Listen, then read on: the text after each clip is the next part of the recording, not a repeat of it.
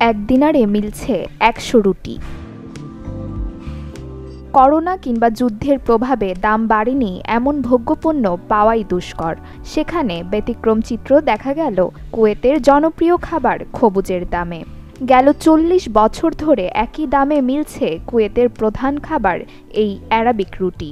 স্থানীয়দের ভাষায় যা খবুজ নামে পরিচিত।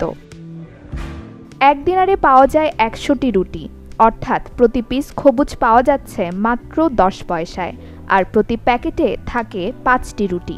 ২৫০টিরও বেশি ডিজাইন অপশন নিয়ে ওয়ালটন স্মার্ট ফ্রিজ, বোঝে আপনার প্রয়োজন।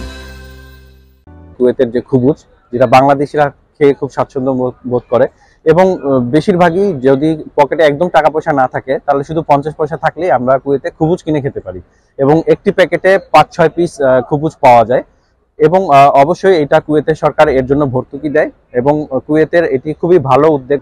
ক্ষুধা নিবারণে খবুজ বা রুটি গুরুত্বপূর্ণ ভূমিকা পালন করে, তাই স্বল্প খরচে সকাল, দুপুর কিংবা রাতের খাবার সারতে পেরে খুশি প্রবাসীরা।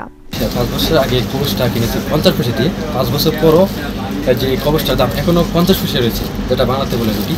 এই খবুজটা সস্তা হতে আমাদের প্রবাসীদের অনেকটা খরচপাতি কমে গেছে। ২০০ পয়সার চাল, ২০০ পয়সা বাংলাদেশের টাকায় প্রায় ১৫০ টাকা বা ১০০ টাকা। তো এটার থেকে কিন্তু আমরা ৫০ পয়সা, মাত্র ৫০ পয়সা খবুজ পাইতেছি, এটাতে আমরা খুশি।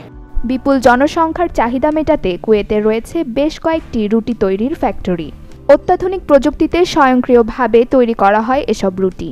ফ্যাক্টরি ছাড়াও সুপার মার্কেট, হাইপার মার্কেট এবং খুচরা দোকানগুলোতে রুটি বিক্রি হচ্ছে একই দামে।